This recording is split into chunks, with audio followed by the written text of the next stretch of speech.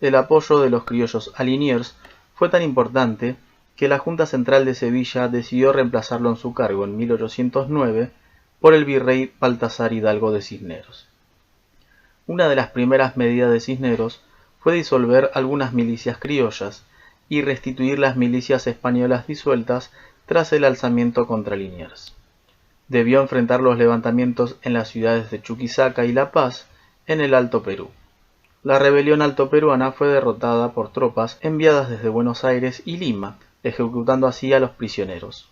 Otra de las medidas tomadas fue autorizar una mayor libertad comercial. Sin embargo, el 18 de marzo de 1810 llegaron a Buenos Aires las noticias de la disolución de la Junta Central, el asedio de los franceses en la ciudad de Cádiz y el apresamiento de los reyes españoles. Alarmado por la situación, Cisneros dio a conocer una proclama en la que pedía a la población de Buenos Aires mantenerse leal a las autoridades y al rey Fernando VII. No obstante, los integrantes del nuevo Partido de la Independencia y el comandante del regimiento de los patricios, Cornelio Saavedra, no aceptaron la propuesta del virrey y exigieron la convocatoria a un cabildo abierto para decidir qué hacer. El día 20 de mayo, Saavedra y Belgrano presentaron el pedido formal para esta reunión, acción a la que accedió Cisneros por el descontento popular. El día 22 de mayo se celebró el cabildo abierto con la presencia de tan solo 251 de los 450 vecinos invitados. La cantidad se explica porque eran invitados los denominados vecinos, a quienes se consideraban así los que cumplían con ciertos requisitos. Por ejemplo, entre otros aspectos, tener posesiones, ser comerciantes, militares, sacerdotes, abogados o funcionarios. El debate giró en torno a determinar si el virrey permanecería en su cargo. Dos posturas políticas surgieron. Una era la posición conservadora, que establecía que mientras hubiera un representante del rey en América, éste tenía derecho a ejercer el gobierno por sobre los americanos. La otra postura era la revolucionaria, que establecía que en tanto el rey era prisionero de Napoleón, la soberanía había vuelto al pueblo, por lo tanto el pueblo de Buenos Aires podía darse el gobierno que quisiera. Al momento de la votación se dio como resultado la destitución de Cisneros y la delegación del mando en el cabildo al que se consideraba responsable de la soberanía en ausencia del rey. El día 24 de mayo, el cabildo formó una junta integrada por 4 vocales, 2 de ellos de origen español y 2 criollos, y estaba presidida por Cisneros, quien había sido destituido. Sin embargo, la mayoría de peninsulares en esta junta no fue aceptada por los criollos, por lo que los revolucionarios obligaron a los peninsulares a renunciar a sus cargos, manteniendo solo a los vocales criollos. Al día siguiente, en la mañana del 25 de mayo, los grupos criollos reunidos en la Plaza Mayor exigieron la formación de otra junta en la que quedara excluido el virrey. A su vez, las milicias amenazaron con usar la fuerza si no se accedía a estas demandas. Finalmente se conformó la Junta Provisional de Gobierno, conocida posteriormente como Primera Junta. A pesar de que algunos criollos eran partidarios de la independencia desde antes que se produjera la revolución, la Junta se proclamó autónoma del Consejo de Regencia, pero juró fidelidad a Fernando VII. Esta decisión de gobernar en nombre del rey prisionero es conocida como la Máscara de Fernando, ya que la afirmación del vínculo con el rey prisionero era un simulacro para ganar tiempo y evitar la reacción española.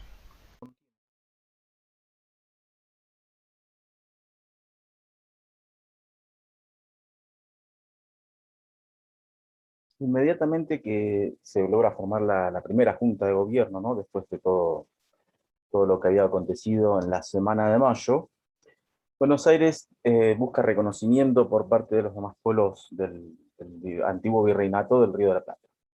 Es por eso que 2 días después envía una documentación, ¿no? La denominada circular del 27 de mayo, al resto de los pueblos del virreinato.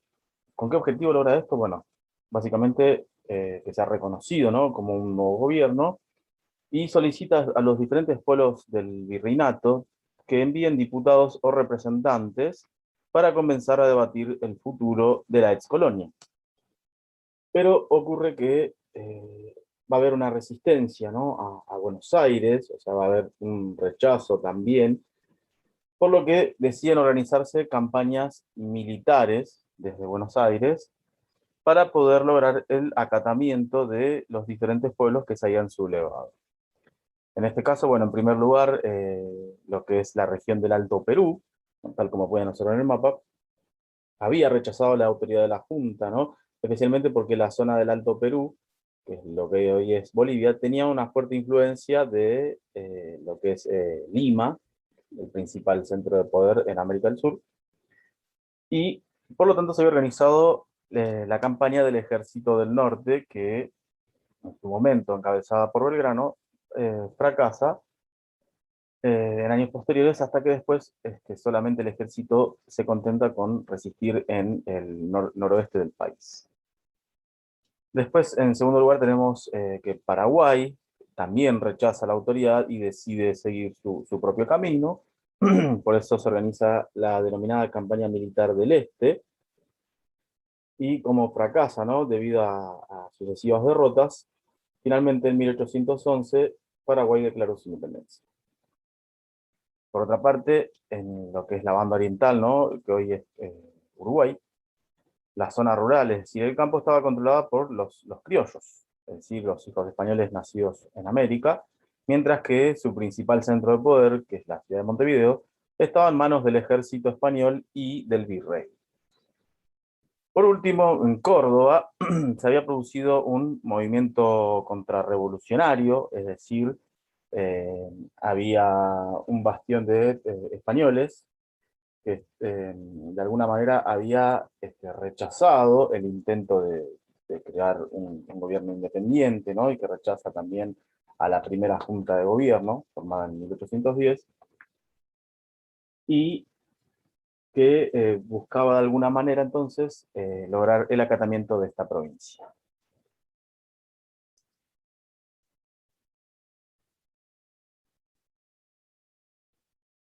Así las cosas, entonces comienza lo que se conoce como la Guerra de Independencia, ¿no? Y van a surgir dos posturas, ¿no? Entre los miembros de la primera Junta de Gobierno, ¿no? Los principales personajes fueron Mariano Moreno y Cornelio Saavedra. Mariano Moreno era el secretario de la Junta y Cornelio Saavedra era el presidente.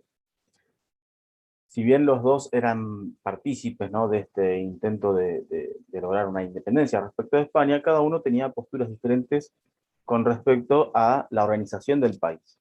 En el caso de Mariano Moreno, era partidario de agregar a los representantes del interior, ¿no? O sea, de incorporarlos poco a poco a la Junta, con el objetivo de formar un Congreso General. ¿Esto para qué? Para que se empiece a debatir eh, en la organización política rioplatense, incluyendo a todos los representantes de todas las provincias. Sin embargo, bueno, Cornelio Saavedra era más cauto, ¿no? Él no quería apurar el proceso, prefería que la autoridad de la Junta sea reconocida, ¿no? Totalmente en todo el territorio y esté asegurada, ya que si en principio hubo resistencia de parte de otros pueblos del virreinato, entonces lo ideal era que la Junta logre el reconocimiento necesario en la mayor parte del territorio. Cuando van llegando los diputados del interior, lo que va ocurriendo es que le, muchas de las opiniones que empiezan a debatirse, ¿no? Entre los diputados eran contrarias a avanzar hacia la independencia. Esto hace, por ejemplo, que Mariana Moreno renuncie y que sea enviado a una misión diplomática y muera en alta mar. Finalmente, bueno, con la incorporación de estos diputados, va a haber un cambio, ¿no? En las formas de gobierno provisorio a partir de la primera junta. Esta junta que se formó en mayo de 1810, con la incorporación de los diputados del interior, se va a llamar Junta Grande, ¿no? La Junta Grande que incorpora a estos diputados para fines de 1810, y donde la disputa entre los saavedristas, es decir, aquellos diputados que estaban a favor de la postura de Saavedra, y los morenistas, es decir, los diputados favorables a la postura de Moreno, continuaban luchando, ¿no? Por ver cómo seguir organizando el país, ¿no?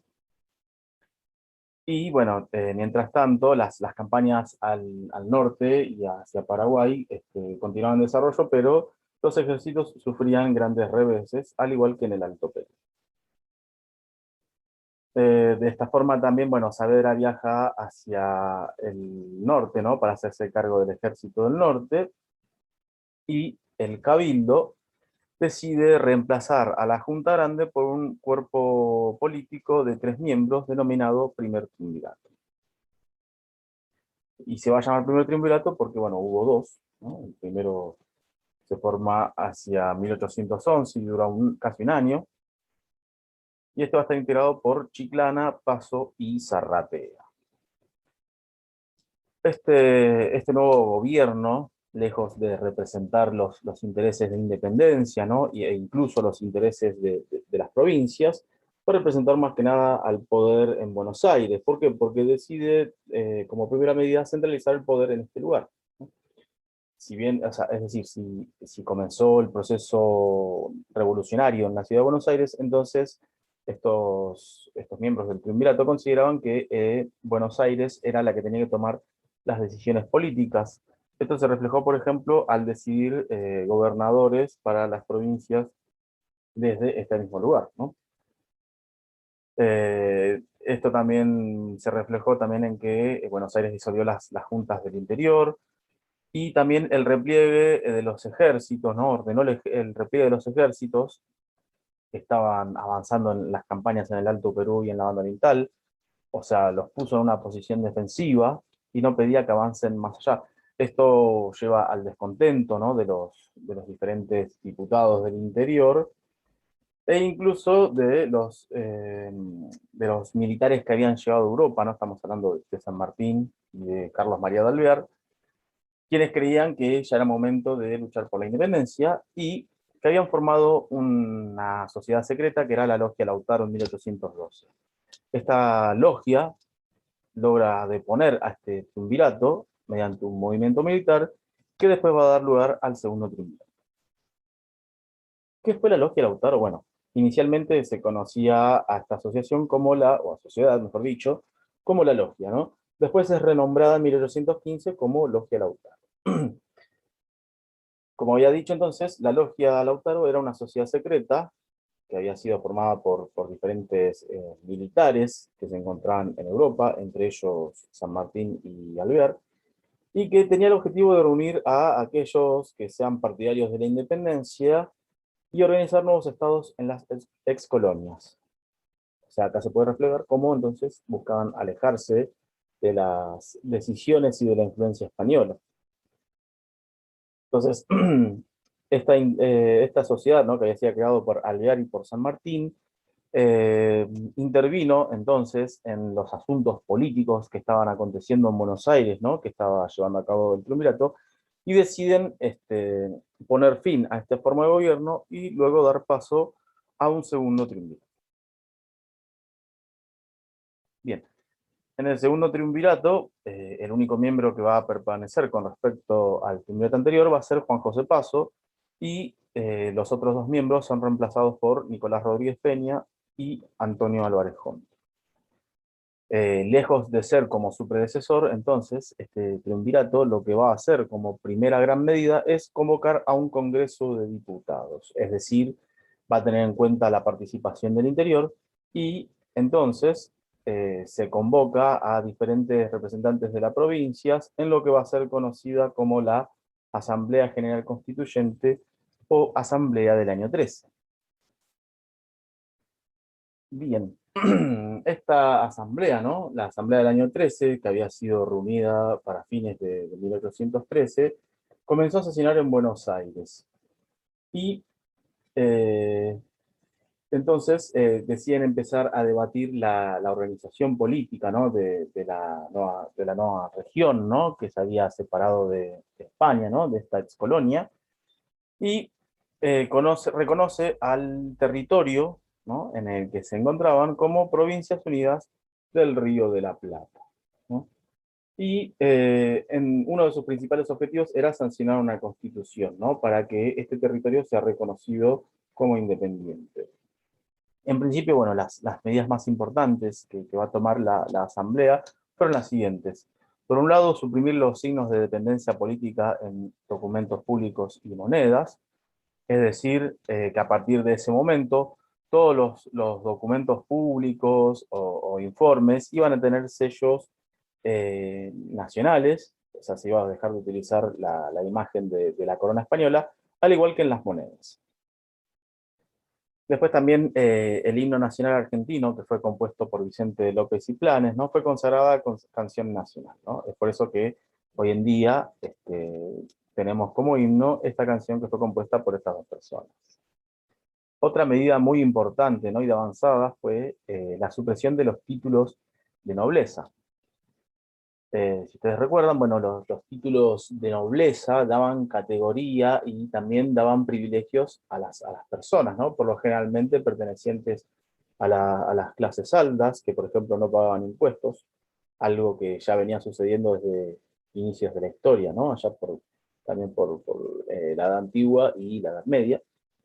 Y dado que se trataba de un nuevo país independiente e inspirado en los ideales de la Revolución Francesa, lo que se buscaba era la igualdad ante la ley. Por lo tanto, con la supresión de los títulos de nobleza, lo que se hace es reconocer la igualdad jurídica o la igualdad ante la ley de todos los ciudadanos. Otra gran medida fue la declaración de la libertad de vientres a los hijos de esclavos. Es decir, a partir de 1813, todos los hijos nacidos de esclavos iban a ser declarados libres. Podría discutirse esta medida, ya que no es una medida que le dio la independencia a todos los esclavos, sino a los hijos, ¿no? ¿Por qué? Porque entonces, de alguna manera, los padres de los esclavos continuaban en esa posición.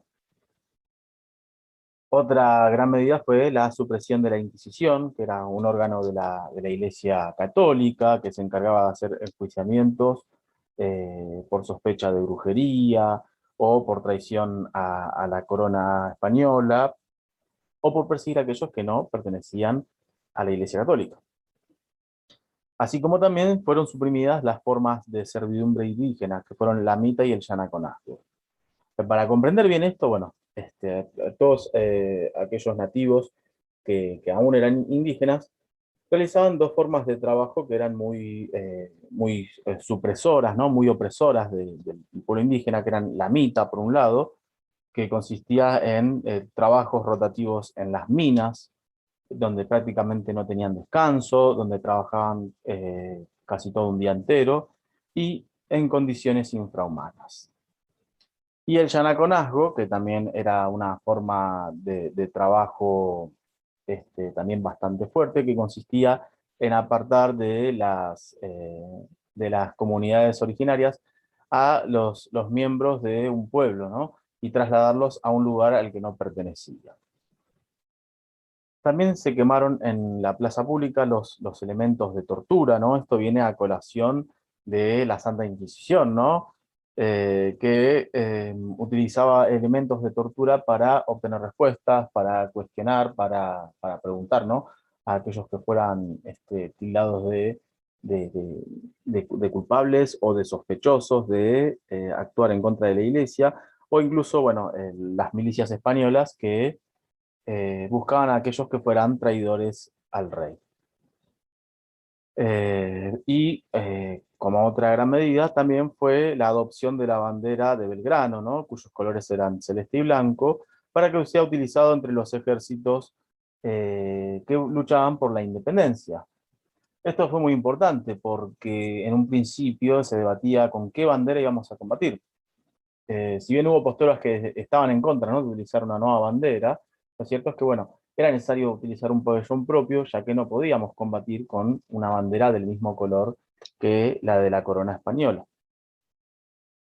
Sin embargo, bueno, a pesar de todas estas medidas adoptadas por la Asamblea del año 13, fracasó en sus objetivos principales.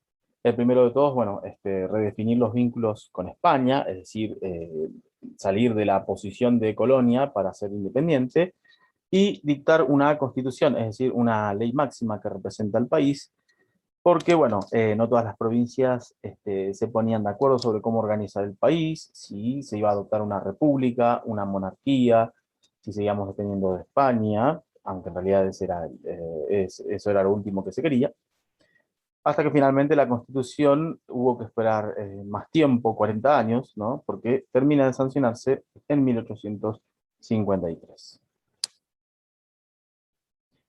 Entre 1814 y 1815, la situación política americana y, bueno, rioplatense en general va a estar bastante convulsionada, ¿no? Este primer proceso revolucionario fue bastante convulsionado, ¿no? Para la región porque los ejércitos independentistas estaban sufriendo duros reveses, ¿no?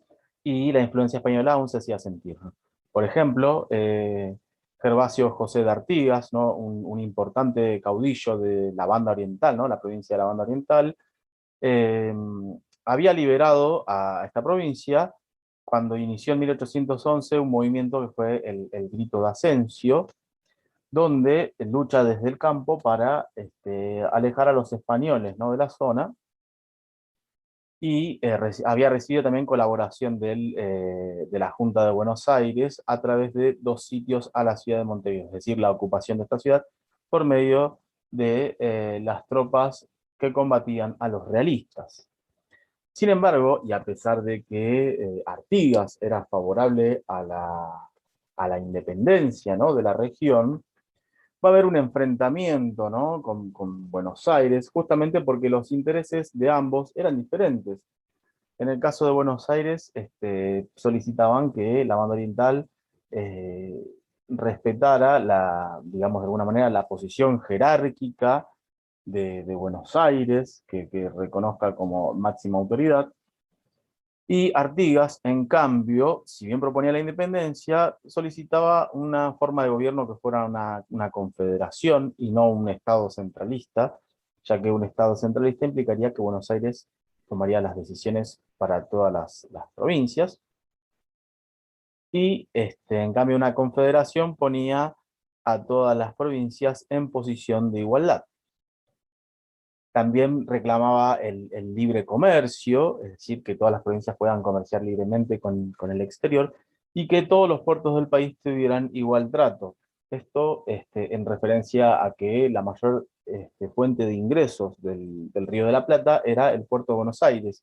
Y bueno, la provincia de la Banda Oriental contaba con el puerto de Montevideo, pero los porteños estaban en contra de que el puerto de Montevideo tuviera un mismo trato que el puerto de Buenos Aires. Otra cosa que también llevó a la pelea entre Buenos Aires y Artigas fue que cuando se solicitó un congreso, ¿no? para enviar diputados, Artigas había enviado a varios representantes con instrucciones sobre lo que debían proponer, ¿no? Que es lo que mencioné anteriormente, ¿no? Que eran esto del libre comercio, la confederación y la igualdad de trato para los puertos del país. Eh, entonces, a raíz de esto y de las diferentes contiendas que se van generando, finalmente Artigas decide formar con la provincia de Buenos Aires, perdón, con la provincia de Entre Ríos, Corrientes y Santa Fe, una confederación llamada la Liga de los Pueblos Libres. Justamente estas provincias, que son las provincias del litoral, incluida Santa Fe, son las que después, en 1816, no van a enviar a sus diputados para el Congreso de Tucumán. En cuanto a la situación militar, bueno, el ejército del norte estaba al mando de Belgrano, que había sufrido duros reveses, ¿no? Por ejemplo, si bien había logrado grandes triunfos como la batalla de Tucumán y Salta, y salvar al pueblo jujeño en el famoso Éxodo, ¿no? frente al avance español desde el Alto Perú, tuvo duras derrotas que habían puesto en cuestionamiento el liderazgo de Belgrano, ¿no? Estas derrotas que sentenciaron el fin de su mandato fueron en Vilcapugio y en Ayohuma. Por esta razón, en la posta de Yatasto, es decir, en la provincia de Salta, el general José de San Martín tuvo un encuentro con Belgrano, y allí se acordó entonces el relevo de mando, ¿no? para que San Martín se hiciera cargo del ejército. Sin embargo, lo que va a hacer el Libertador es designar en su lugar a Martín Miguel de Güemes para que se hiciera cargo de la campaña en el noroeste, pero lejos de pedirle que avance hacia el Alto Perú, lo que le pidió es que resista en esa zona mediante la táctica de montoneras. En cuanto a lo político, bueno, el segundo triunvirato, luego de ser convocada la Asamblea de M13, fue reemplazada por una nueva forma de gobierno, ¿no? Unipersonal, es decir, que estaba comandada por una sola persona, que fue el directorio. Una forma de gobierno que comenzó a existir en 1814 y que llega a su fin en 1820. Entre 1814 y 1815, debido al contexto de crisis, podríamos decir que hubo, ¿no? O sea, las derrotas que estaba asumiendo el ejército, el enfrentamiento con la banda oriental, las posiciones de repliegue de parte de Buenos Aires, pasaron diferentes personas, ¿no? O sea, en un año pasaron 4 personas. El primero de todos en ser designado director general fue Gervasio Posadas, después en su lugar asume Alvear, luego Rondó, que se había hecho cargo del Ejército del Norte, y por esa razón es reemplazado por Álvarez Tomás. Este último señor es el que después va a convocar al Congreso de Tucumán, ¿no? En 1815 para decidir finalmente la independencia de las Provincias Unidas, acción que era necesaria, ¿no? En vista de los esfuerzos que los ejércitos independentistas estaban llevando adelante.